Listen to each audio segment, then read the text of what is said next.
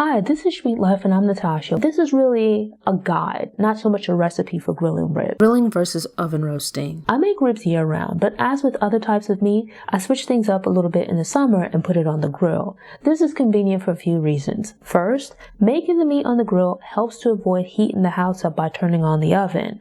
Putting it on the grill, it's outside, right? It's hot already. And by putting it on the grill, it's like you keep the heat outside while keeping the house cool. The second reason is putting meat onto the grill gives it a different kind of flavor. To be clear, I don't like charred food, but grilling, especially in this case where you would be using more indirect heat because this is meat that's going to need some time to cook, you can impart a certain smoky flavor to the ribs that you just won't be able to get, or you won't be able to match and get the same level of in the oven. So a few different ways to get this flavor. For example, if you're using a gas grill, you can use wood chips to impart a smoky flavor to the meat. And pretty much the same if you're using a charcoal grill. If you're using like a wood-fired barbecue, you can certainly get more wood flavor into it. I'm not the biggest fan of charcoal, but it's like, it's another method for cooking on the grill, which adds its own distinct flavor. And you can punch that up even more by using wood chips to smoke the meat that you're making. In this case here, there are a few different options that you might consider. Maybe mesquite, applewood, cherry. It just adds a slightly different flavor to the meat, as well as you can get like tender meat cooking inside as well, but I've never liked parboiled ribs or anything like that. I've never seen it as being necessary. My two methods are either that I bake it in the oven at a relatively low temperature of about maybe 350, 375, and I get really nice tender ribs. But you can put it on the grill. If you want, you can smoke it at a super low temperature. Look for a temperature maybe, 25 to 50 degrees lower than what I might cook it at in the oven. Taking advantage of like a wood box, which imparts smoky flavor. Few types of ribs. I'm not the biggest fan of beef ribs, right? Short ribs are cool, but I don't like those big beef ribs. Most often when I make ribs, it's pork ribs. And when it comes to pork ribs, really your choices are between baby backs and spare ribs. And the major difference between the two, I would say, is that spare ribs tend to be larger. Well, those ribs come from like the belly portion of the pig. It tends to be fattier, whereas baby backs come from along the back of the ribs, right? Along the back of the pig, near the loin. It's a bit leaner, the ribs are somewhat smaller, but that's about the main difference between the two. Now, I prefer the baby back rib, mostly because there's less fat to trim. I would say I make spare ribs just as much as I make baby back ribs. It's really a matter of when I go to the store to buy ribs, what looks best. First of all, what do they have? That's the first thing. If they have one and not the other, and I intend to make ribs, I'm buying whatever's there, as well as what's more cost effective. If I go to the store and one cut is super expensive while the other is cheaper, that's going to be the determining factor. The preference that I have between the two really isn't that strong. It's like I'm more than willing to cook one or the other. It's just that if I get spare ribs, then I'm going to have to take just a few more minutes at the beginning to trim a little bit of the fat to kind of prep it to where I'm ready to work with it. Rubs and sauces. Although I make ribs not super frequently, but I would say maybe every few months, maybe a few times a year, as with any other type of meat, I try to switch up the flavor a little bit. And the way that I do that is sometimes I might make a dry rub for the ribs. Other times I might make a sauce. And then even when I make the dry rub, what I put in that dry rub might vary based on what I have on hand or the flavor profile that I'm going for.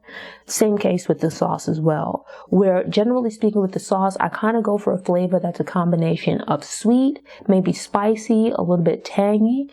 And, I might change the tanginess by using different kinds of vinegar. So if I'm going for more of an Asian influence type rib, then I might use rice vinegar or mirin, something along those lines. If I'm going for something that leans a little bit more American, more Southern, I might go for an apple cider vinegar. I don't think I ever have before, but you could do like a balsamic vinegar, And in making barbecue sauce, I don't see why that couldn't work as well, especially if you take into consideration the sides that you're going to serve it with. That might affect the different spices and notes that you add in there. That kind of determines, or sometimes I might just decide, like the last time I made ribs, I flavored it in such and such way. This time, let me do something different. Let me leave out this spice or that spice and let me add this other thing instead. Generally speaking, I don't really like barbecue sauce out the bottle or out the jar, at least not on its own. If I do use the bottled stuff, I still go ahead and mix it with other things. So if you think of it, it's like the foundation, right? The foundation for barbecue sauce tends to be ketchup. So what I'll do is I'll put a little bit of ketchup. I might put a little bit of like jar barbecue sauce.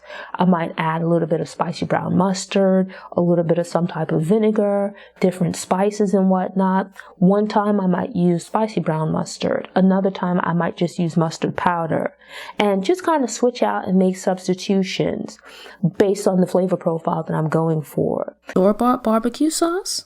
The issue that I find with jarred barbecue sauce, and why I tend to make my own, or at least kind of finagle the jarred stuff, is that regardless of whatever brand, I find that there tends to be, there's like a certain taste to barbecue sauce out the jar, regardless of the brand, where I don't know what the word would be to best describe it, but it's like it has this sharpest flavor to it, right? It's not like nice and smooth and complex. It's like it tastes manufactured, right? It doesn't taste like what you might make at home. It tends to either be too sweet or too tart or something along those lines. And so it's like my mom still buys barbecue sauce. So what I'll do is I use it as like a base and combine it with ketchup. And that's like my foundation to build upon. From there, I add in different spices and adjust the flavor to my liking. And I've been pretty successful with that. Now, if you're just starting out and if you don't mind the flavor of jarred barbecue sauce or the stuff from the bottle,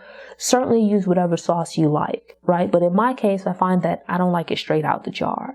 And so that's how I got into making this really quick barbecue sauce, and there's other variations. When to sauce them bones? Right? You want to get the ribs a good way going on the grill to where they're pretty much done. And it's really just the last 20 or so minutes. Or even like 10, 15 minutes. That's when you want to brush the sauce on. The reason being that if you brush on the barbecue sauce from the beginning, it's really just going to make a mess. It's saucy, it's runny, it's going to get all over the grill grates.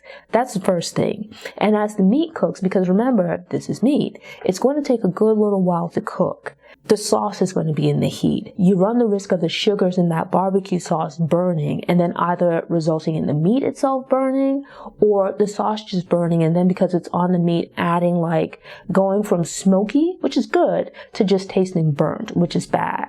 You want to let the meat cook most of the way, and in just maybe the last 10 to 15 minutes or so, where if you were using your oven inside, you would take the foil off to allow it to brown and get some color. That's kind of like the concept here, where you're going to cook it the majority of the way, and then just that last little bit of time, that's when you're going to brush your barbecue sauce on and just let it cook the rest of the way to allow the sugars and whatnot to caramelize, get it all nice and stuffed into the meat and everything.